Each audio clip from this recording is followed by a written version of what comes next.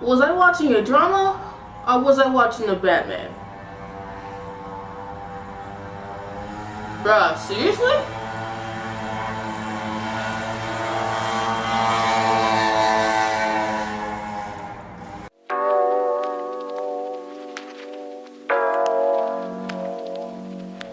Alright, welcome back to my channel. For those who don't know, I'm Chris F8. All my returning subscribers, glad you can make it. I had the honor of watching The Batman last night. Yeah, I have some fresh views I'd like to talk about this movie because I'm not gonna say it was bad. It wasn't, in my opinion. It wasn't bad. It didn't feel like a Batman movie. First of all, I just want to talk about Robert Pattinson, okay? Wait, that is his name, right? Give me a second. Yeah, that is his name. Huh, I was right. Yeah, first I would like to talk about Robert Pattinson. You know, basically the star of the movie, the Batman himself. When you actually search up, like, what is the movie supposed to be about, it literally tells you that Batman's supposed to be inside his 30-somethings and that he's not an experienced fighter yet. But for me, I thought Batman was already a well-established fighter inside his, 30s already. I mean, I could see if it was like teens to like late 20s. For me, he just took too many hits inside that movie. Don't get me wrong, I know Batman has, gone toe-to-toe with someone who matches him like multiple times. Fighting these I get the minions, yeah, the flunkies, when he was fighting those guys, it didn't sit well with me that he was, constantly getting punched left and right. Not to say that he wasn't a great fighter. Well, he wasn't a great fighter, but he was actually very good considering that he didn't really have that much experience to begin with. And that's not what I'm used to seeing. From my point of view, I'm looking at it from the cartoons, the animated movies, and just the movies that I've seen of Batman. I'm not really gonna dive deep into comics like that because I don't know that much about the Batman comics. I know a little teeny tiny bit that I've seen on TikTok and YouTube, but that's really it from my standpoint. But Robert Pattinson as Batman was actually not bad. It felt like you were watching a new Batman, but not in a bad way.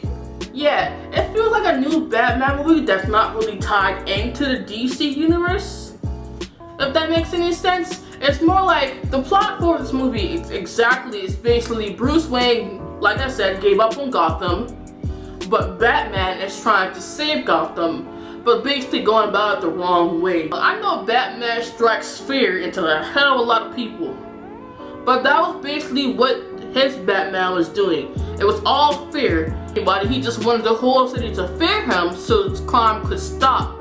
And not to say anything bad, but Batman was kind of dumb inside this movie. Like, he's supposed to be a world-class detective. That's what I've always heard about him growing up, that he was one of the best detectives ever. It was underwhelming, to say the least. It felt like he was a starter Batman. And I think that's the feeling they were going with. The Batman that just wanted vengeance. The scene where they finally revealed the Batmobile, I mean, I guess I was excited for it, but I'm used to him already being gadgeted out. Even I think in The Dark Knight, he already had like a full-blown, armored-down Batmobile. But this one seemed like he just put a rocket on the car. Overall, I like the way that he played Batman, but I just wish he was a bit more bulkier, because all the Batmans I've seen, they always had like that big build. Like I'm not saying they were built, but they were built. I wish that he had, that Batman build. Mind you, I did like the suit. I did enjoy the suit, but again, it felt like he was just, a beginner vigilante. But moving on to the other person who I mean, her scenes were like less than his, but it was still, Catwoman herself, Selina Kyle. I love when they first introduced her. Like, you knew who she was if you saw the trailers, but you knew who she was the moment she walked in. But I did like the chemistry that they had together. It didn't feel forced, in my opinion. It never felt forced. Inside this movie, in my personal opinion, she was a better fighter than Batman. But I'm glad they stuck to her being a side character. Because when I first saw the trailers, I had a feeling, I just kept thinking that, oh, it's going to be like another Loki. where they made Batman the side character inside his own movie.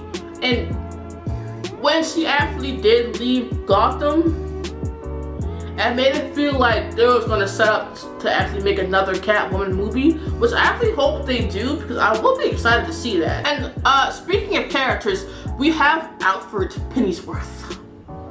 I wasn't a big fan of Alfred either. This Alfred just came off as one of them people that's trying so hard to be a parent but failing at it, and then get mad at you when they fail. If you know what's going on inside the movie, the whole movie is basically Batman versus the Riddler. When we start on the Riddler, I'm glad, oh my god, I actually love how they made him. The Riddler in this movie had Batman on his toes. He did some very messed up things to people inside this movie. Man placed a bomb on someone's neck and just pushed their whole existence away. Yeah, and the ending of the movie itself, I'm not talking about when, you know, things split, credits happen. I'm talking about like the preview, basically about that, because the whole movie was basically Batman, aka Bruce Wayne, finding himself. At the end, he finally realized, okay, I can actually change this city. Or I can at least try to change this city. Not constantly make people fear me, because having people fear him is okay, but also have people, you know, trust him. And the Riddler himself is basically the one that actually showed Bruce. Riddler himself is actually the one that basically made Bruce better inside the sense of the entire movie. Because he exposed the people. Man's brutally murdered these people. And then he just ripped out their reputation. The little bit of DC they have left, the little bit of dignity that they had left, it's gone. Anywho, so that's basically my thoughts on the Batman movie. Like I said, I would watch it again, and I would really recommend you watching it yourself, because I mean, you can watch all the reviews that you want to kind of get a feel how the movie is, but if you don't actually sit down and watch it, you won't really get an authentic feel. That makes any sense? As always, if you like this channel, if you like me, if you like anything about this video, please leave a big thumbs up. And you know what's right next to it? That subscribe button. While you're at it, hit the bell so you know when I upload videos. And as always, I'm Chris FAE, and I'm signing off for now.